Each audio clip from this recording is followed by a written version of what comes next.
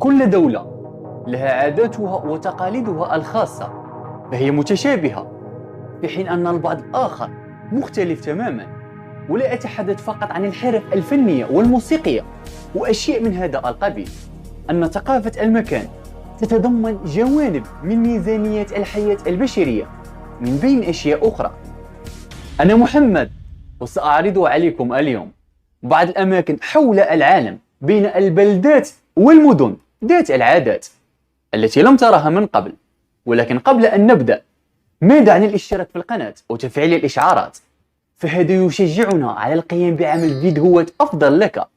في البداية سأتحدث عن مكان ليس له في الواقع عادات مختلفة، ولكن مدينة لم ترها من قبل.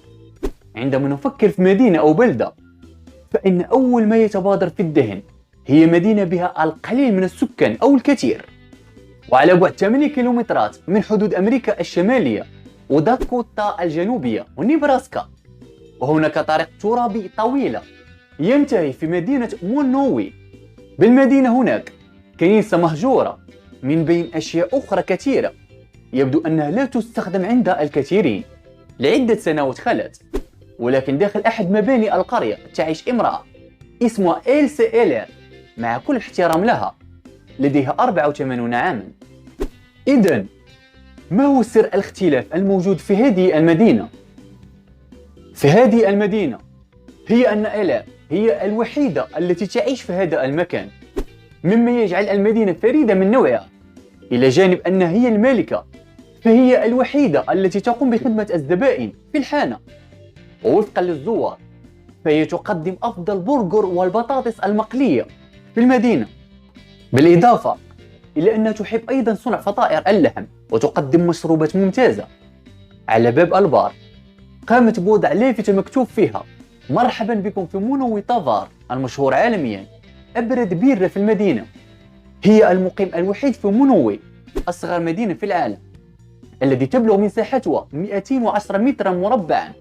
المدينة هي الوحيدة الفريدة من نوعها، لدرجة أنها أصبحت مكانا سياحيا للمسافرين الذين يمرون بها. وأصبحت في ذلك الوقت الشخص الوحيد الذي يعيش في المدينة عندما توفي زوجها راود في 2004. ليست فقط أن عملها في الحانة فحسب، ولكن يجب أن تعتني بالمدينة بأكملها. حاليا هو المكان الوحيد الذي تم تأسيسه في الولايات المتحدة مع مقيم واحد فقط، وإلسي هي رئيسة البلدية، أمين الصندوق، محاسبة، نادلة، وتعمل في المكتبة. والشخص الوحيد المتبقي في أصغر مدينة في الولايات المتحدة الأمريكية، ووصل عدد سكانها إلى 150 نسمة. ولكن قلة فرص العمل وصعوبة الحياة في الريف كان على السكان البحث عن فرص في أماكن أخرى، حتى يتبقى الزوجان إلسي وراود فقط في المدينة. ماذا سوف تفعل لو كنت أنت تعيش في هذه المدينة؟ يمكنك أن تعيش بمفردك في مدينة عمليا وربما يوجد فيها الأشباح، على الأقل في أوقات الجائحة. أنا متأكد من أن إلسي امرأة جد قوية، ومن الصعب أي شخص أن يكون في مكانها.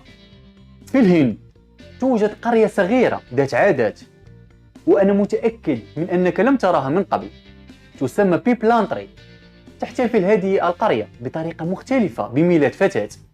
منذ أكثر من عقد من الزمان قرر القرويين المحليون تغيير النظرة التاريخية إلى أن البنات عبء على الأسرة، وفي كل مرة تولد فتاة يزرعون 111 شجرة، لأن القرية تعمل بنظام الصداق، أي يجب على العروس تقديم كمية جيدة من السلع أو المال للعريس. بهذا المنظور الفتاة دائما شيء سلبي للوالدين، لأنه بهذه الطريقة سيكون للعائلة نفقة عالية عندما تتزوج. بسبب هذا التقليد، فإن معدل العنف ضد المرأة في المكان مرتفع للغاية، ولم يتزوج أحد قبل سن 18 لقد تلقيت التعليم المناسب.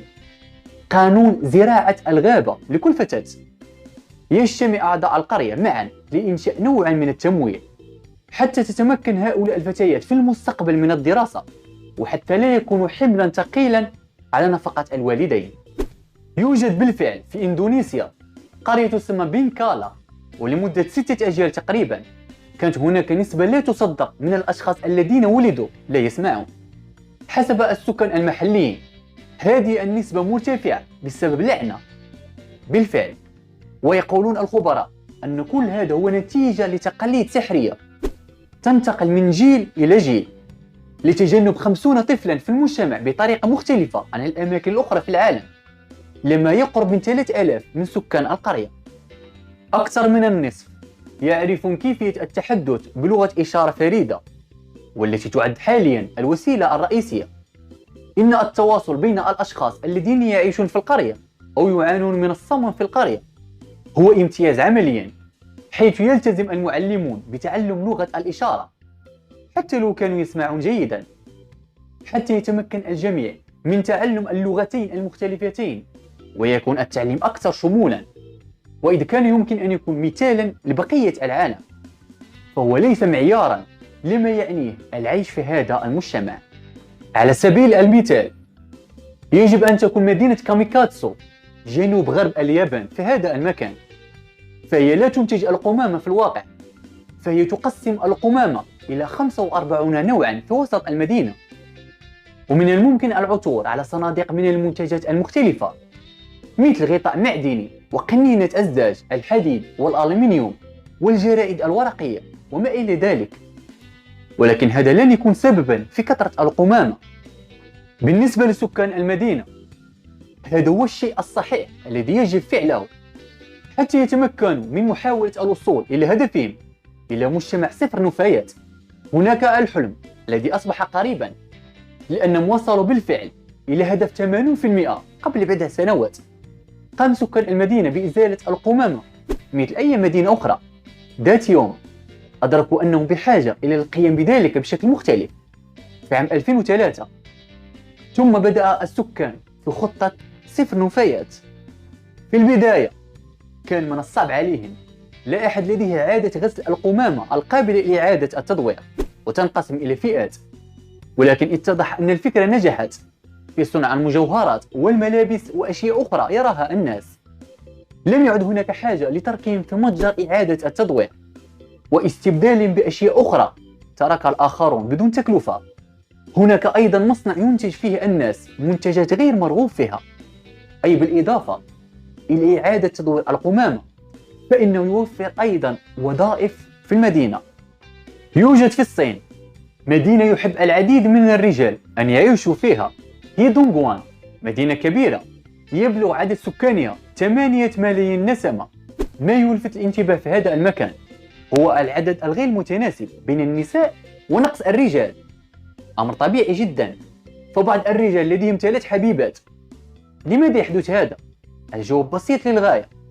فرضت الصين سياسة الطفل الواحد، أي أنه كان قانونا يمنع منعا كليا في المدينة أي عائلة تنجب أكثر من طفل بين الرجال والنساء. وفي بعض المناطق يتم إجهاض النساء عندما يعرفن أنها حامل بالطفل الثاني أو أكثر، بينما في مناطق أخرى قاموا بالإجهاض لوحدهم عندما علمنا أنهن حاملات. في بعض الأماكن هناك نقص من الرجال، والبعض الآخر هناك نقص من النساء. وفقا لمجموعة للدفاع عن حقوق النساء المحليات، تتظاهر النساء بعدم معرفتهن أنهم يواعدون نفس الرجل، والعديد منهن قريبين في الوقوع في نفس المشكلة من عادة تعدد الزوجات عن طريق دونغوان، كانت تعرف باسم عاصمة الجنس. تخيل الآن أنك تعيش على جزيرة بحجم ملعب كرة القدم، يزيد عدد سكانها عن 500 شخص، وهذا هو الواقع. أولئك الذين يعيشون في سانتا كروز في ديل أسلوطة على ساحل كولومبيا. تم بناء المدينة على أحد الشعاب المرجانية وأكثر الأماكن كثافة سكانية في العالم. يوجد 115 منزلا، أحدهما قريب جدا من الآخر. لا توجد شبكة كهربائية ولا توجد مياه جارية، ناهيك عن السيارات والدراجات النارية. يعيش الجميع في اتصال مباشر مع الطبيعة، وبالطبع مع مقاطع الفيديو الخاصة بها. تم بناؤها قبل 150 عاما، وفي المجموع هناك 4 شوارع رئيسية و10 أحياء. المدرسة الوحيدة في الجزيرة بها 12 معلما يخدمون 170 طفلا. ولأنهم يعيشون على جزيرة عمليا فإن كل عائلة لديها قارب يستخدم لإخراج القمامة أو الذهاب إلى جزيرة مجاورة حيث توجد مقبرة المدينة. بسبب عدم وجود مياه جارية وأحيانا لا توجد مياه في الصيف، يعتمد السكان المحليون على القوارب لتزويد بئر الجزيرة بالمياه الصالحة للشرب. بأي طريقة يزورها الآلاف من الأشخاص كل عام لمعرفة المزيد عن أسلوب حياة هؤلاء الأشخاص المختلفين. أخيرا سأريكم المدينة التي تسمى فينيزيا الهولندية، قرية المنتصر. ببساطة لا تحتوي على الشوارع على الأقل مثل الشوارع التي نعرفها. من المقدر أن المكان تم بناؤه سنة 1230، وللتنقل في المدينة تحتاج إلى السير على الأقدام أو استعمال القوارب، لأن هناك العديد من القنوات المائية، وهناك حوالي 180 جسرا في المدينة بين رحلة بالقارب أو أخرى. يمكنك العثور على مقاهي وبارات ومطاعم من بين عوامل الجذب الرائعة الأخرى. شكرا للسكان المحليين. مع كل هذا الجمال يبدو أنها صممت من قصة خرافية لا يزال الكثيرون يؤكدونها هي أجمل بكثير من سحر وجمال مدينة البندقية. كانت هذه بعض البلدات والمدن. في نظرك أيهما تتمنى في يوم من الأيام الذهاب لزيارتها؟ اكتب لي في التعليقات لكي أعرف. أنتظركم في المرة القادمة. وداعا يا رفاق.